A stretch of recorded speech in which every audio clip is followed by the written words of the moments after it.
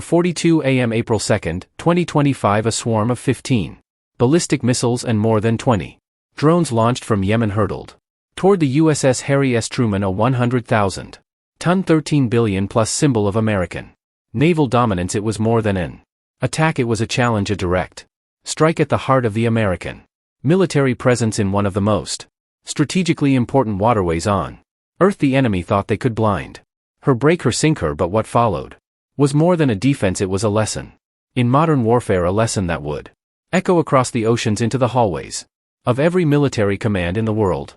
This is the untold story of how a U.S. aircraft carrier survived the biggest drone and missile ambush in decades and responded with firepower, silence, and precision. Subscribe and follow along as we reveal military secrets. What happened when the ship was attacked? Let's discover the truth. April 1, 2025. The Red Sea lay calm beneath a cloudless sky. The USS Harry S. Truman, a 13 billion floating fortress, moved steadily through international waters, its crew unaware that within minutes they would face the most coordinated missile and drone assault on a U.S. carrier in decades. At exactly 4:42 a.m. alarms shattered the silence on the carrier's bridge. Dozens of red icons appeared on the radar display. At first it was chaos. The signatures were erratic. Some appeared to be high-altitude missiles, others skimming low across the sea surface. Then came the confirmation a full-scale multi-vector strike had been launched from northern Yemen. 15 medium-range ballistic missiles were en route, their trajectories arcing over the southern tip of the Arabian Peninsula. But that wasn't all. From the west and northwest, a swarm of over 20 unmanned aerial vehicles, many of them equipped with electronic jamming systems, began flooding the electromagnetic spectrum with noise and false targets. The bridge went red, not just metaphorically but physically, as red lighting kicked in and battle stations were called. The crew had trained for this, but no drill could ever replicate the sight of hostile warheads converging on your position from multiple directions, some diving from the stratosphere, others hugging the sea like ghosts. Lieutenant Commander Brian Hawkins, radar operations officer, described it later as a moment where time stopped 1 second. He said they were monitoring sea lanes. The next, the ship was the target of a modern-day blitzkrieg. Complicating matters, the incoming drones weren't traditional threats. These weren't designed to kill, they were built to blind. Jamming pods, decoys, and signal distorters overwhelmed Truman's radar screens for a full 18 seconds. The ship's main phased array system lost track of incoming ballistic threats, a dangerously long window in the face of Mach 5 missiles. But the crew didn't panic. Within moments, electronic warfare specialists on board began filtering out noise. The escort destroyers USS Gravely and USS Mason, operating nearby, spun up their Aegis systems. Operators recalibrated targeting priorities manually. SEALs teams ran to their posts. The Truman was awake and it was angry still. One missile slipped through the outer net, flying just above the wave tops. It detonated near the Truman's starboard bow. The ship shook violently. No visible damage, no hull breach, but every sailor on board felt it.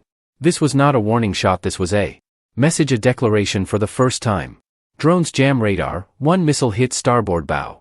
In decades, a U.S. nuclear-powered aircraft carrier had come under direct, multi-pronged assault by a hostile force. And though no one had yet spoken it aloud, the reaction was forming fast. This would not go unanswered. The moment the first blast rocked the hull, every man and woman aboard the USS Harry S. Truman knew this was not a drill. The ship's combat information center came alive with a cold mechanical rhythm. Hands flying over consoles, commands, shouted confirmations echoed back with the clipped precision of wartime instinct. The Truman Strike Group, scattered in formation across the waves, began to respond like a single living organism. The outer defense perimeter was the first to ignite. Dozens of miles from the Truman's flanks, the USS Gravely and USS Mason guided missile destroyers equipped with the Aegis combat system sprang into action. Their Spy-1 radars, long accustomed to tracking fighter jets and cruise missiles, now painted a very different picture. 15 ballistic missiles descending rapidly, while a storm of jamming UAVs clouded their targeting data. No hesitation, SM-2 and SM-6 interceptors roared skyward in staggered volleys, their contrails twisted like angry scars against the dawn sky. Within moments, 5 enemy missiles were vaporized midair, their debris lighting up the horizon like unnatural stars. But this was only the beginning. As ballistic missiles fell, low-flying drones approached in silence. cloaked by sea clutter and flying below radar horizons. These were the real threat, not just in payload but in function. They were hunting Truman's blind spots. That's when the second layer of defense kicked in aboard the Truman. The evolved Sea Sparrow missiles ESSM came online, firing from vertical launch cells along the carrier's deck, designed to track fast, agile threats. They locked onto erratic drones and intercepted them.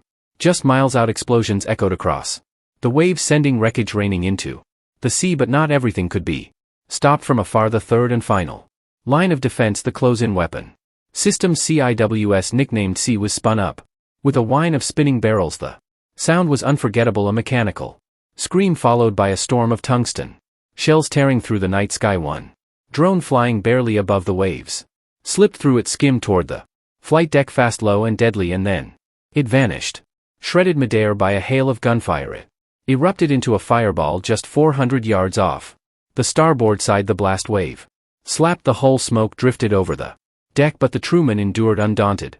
Unbroken below deck, sailors in fire retardant gear stood ready, eyes locked on monitors, hearts racing, but orders remained calm, steady. One officer described it later, it felt like chaos. But it wasn't, it was choreography. Despite the intensity of the assault, despite over 30 simultaneous threats converging on one floating warship, not a single American life was lost, not a single aircraft damaged, no breach, no fire, no surrender. And in that moment, something became clear. The Houthis hadn't just tested a ship, they had tested the United States Navy, and the Navy passed next. The US will show Yemen the price to pay for daring to attack a symbol of power. In the aftermath of the failed barrage, a strange calm settled over the USS Harry S. Truman, not the peace of victory but the tight-lipped silence of soldiers who knew something bigger was coming. The ocean still hissed with the echoes of intercepted warheads above. The drone of circling aircraft replaced the scream of CIWS fire below deck. Every heartbeat was synchronized with the mission clock inside the combat information center, CIC. The mood had shifted from reactive to strategic. The nerve center of Truman's strike group was now in full command mode. Commander Rachel Lynn, overseeing electronic warfare operations, stood over the main console, eyes narrowed. The swarm may have been beaten back, but the enemy's intent was unmistakable. They had wanted to blind the fleet before delivering a death blow, and that meant this was no one-off skirmish. It was a message, a declaration, and it demanded a response. The first priority: re-establish full situational awareness. Sea Sparrow and CIWS activate close calls and heroic defense. Up above, an E-2D Hawkeye early warning aircraft banked hard and climbed to high altitude. Its massive radar disk scanned the sea and sky in 360 degrees, feeding real-time targeting data back to Truman and its escorts within minutes. The confusion caused by electronic jamming began to lift the cloud of chaos. Parted, a picture began to form at the same time. EA-18G Growler jets, already airborne for standard patrol, were rerouted to the Red Sea southern corridor. Their mission: total electromagnetic dominance. The Growlers began pulsing high-powered jamming waves back across the same frequencies used by the enemy UAVs, like flipping a switch. Multiple hostile drones still loitering in the region sputtered lost signal and spiraled into the ocean. Truman's crew wasn't just defending, they were fighting back with invisible weapons. Down in the war room, officers stood shoulder to shoulder with digital strategists and intelligence analysts. The coordination was flawless, air, sea, and cyber domains all working in tandem. It wasn't chaos, it was calculated defiance. Rear Admiral Marcus Vance, commanding officer of the carrier strike group, spoke to CENTCOM through a secure channel. They wanted to blind us, they wanted to scare us. They failed. We are not damaged, we are ready. As new data came in from satellite and aerial reconnaissance, one fact became clear: the launch sites had been mobile, hidden but not invisible. A trail of infrared signatures led back to hardened launch pads in the mountains near Sada and camouflage drone warehouses near the Yemen coast. The room grew still. Nobody needed to say what came next. Retribution wasn't just expected, it was necessary. Above the calm sea, beneath the glow of red emergency lighting, crews began prepping strike aircraft. Armorers loaded missiles with the steady rhythm of professionals. Pilots reviewed final coordinates in silence, and below decks, commanders finalized what would be one of the most complex retaliatory operations of the decade, because the message had changed. The United States wasn't simply going to defend, it was going to answer loudly. By the afternoon of April 3, the missile strikes had Ended the dust had settled over SATA, but the battle wasn't over, not in the skies. And certainly not in the electromagnetic shadows where modern wars are. Increasingly one while the world focused on craters and explosions, something quieter and perhaps more revolutionary was unfolding aboard the escort ships of the Truman strike group. Miles off the Yemen coast, the USS Gravely and USS Mason were running an entirely different kind of operation. Their weapons weren't missiles, they weren't bombs, they were signals. For months prior to the attack, the U.S. Navy had been testing an advanced doctrine of non-kinetic warfare using electronic and cyber tools to disable incoming threats without ever firing a shot. Now in real combat, the systems were being used in full. The ASLQ-32 electronic warfare suite, known among sailors as Slick 32, was the centerpiece of this invisible arsenal, as Houthi forces attempted to re-establish drone operations in the wake of the U.S. retaliation. Slick 32 began broadcasting powerful jamming waves, disrupting control links, frying GPS signals, and turning hostile UAVs into blind drifting wrecks. One by one the drones began falling. No smoke, no noise, just silence and impact. One sailor aboard the Mason later recalled, "You'd look at the radar and see them moving, then you'd watch them just stop, like someone unplugged the sky."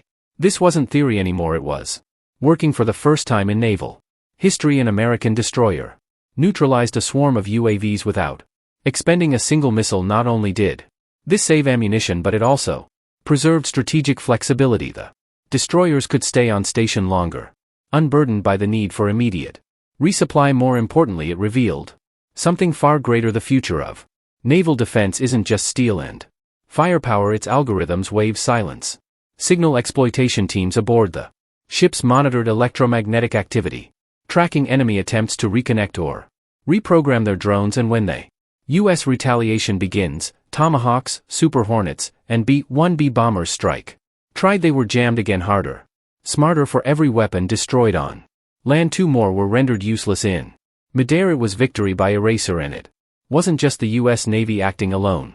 French and British naval assets in the region provided radar coverage and intelligence, extending the reach of the strike group and creating a coalition net that no drone could sneak through. It was a new kind of warfare, multinational, multi-domain, and almost completely silent. By April 4, intelligence confirmed the unthinkable: no new drone launches had been detected in 36 hours. The Houthis, once brazen enough to strike at a nuclear-powered aircraft carrier, had gone quiet. Their infrastructure shattered, their communications crippled, their drones blinded. The war had changed, the weapons had changed, but one thing remained clear: technology alone doesn't win battles. Discipline does, doctrine does, teamwork does. And in the silent war, America was not just prepared, it was already ahead. As April 5 dawned over the Red Sea, the horizon was quiet. The skies, once filled with buzzing drones and missile trails, now stretched unbroken above the USS Harry S. Truman and its strike group. But beneath that calm lay a truth that echoed across the globe. The world's most powerful naval vessel had been tested, and it had prevailed. The American retaliation had been swift, decisive, unmatched, but more than the firepower, more than the satellites, the jets, or the submarines. What shocked the world was how flawlessly it all worked together. Every layer of defense, every link in the chain, from the radar operator on the Gravely to the CIWS gunner on the Truman's port side to the EA-18G Growler pilot jamming enemy radars from miles away. Each piece did its part, not by accident, by design. This wasn't just a victory of hardware, it was a triumph of training, doctrine, and resolve. But behind the success, questions lingered, hard questions. How had a force like the Houthis, operating from trucks and hillsides, managed to launch a coordinated missile and drone ambush against the most advanced carrier strike group on Earth? How close did we come to disaster? And what happens next time when the enemy is faster, smarter, or backed by a state sponsor with near-peer capabilities?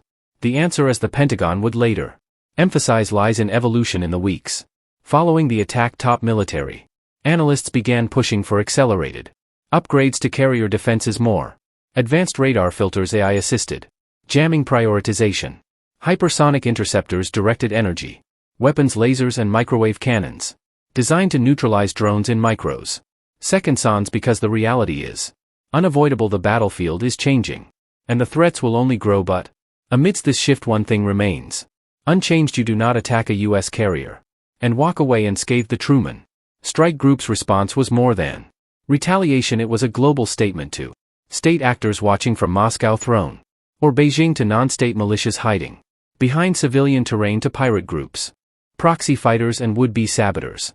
This is what happens when you test American resolve at sea in just 48 hours.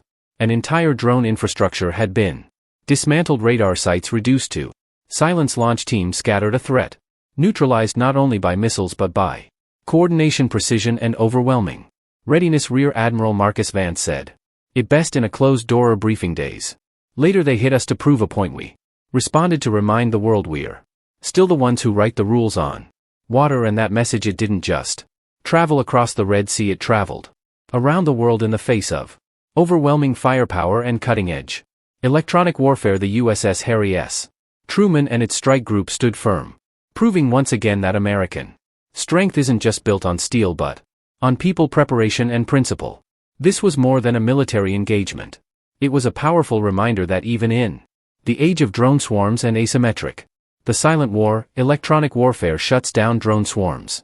Warfare, discipline, training and unity still win battles. But this story carries a deeper lesson. In today's unstable world, peace is preserved not by waiting, but by preparing. The threats may evolve, but so will the defenders of freedom, quietly, relentlessly and with absolute precision. If you believe stories like this matter, if you value truth, strength, and the men and women who protect the seas, then help us keep telling them. Don't forget to like, subscribe and share this video to support our channel.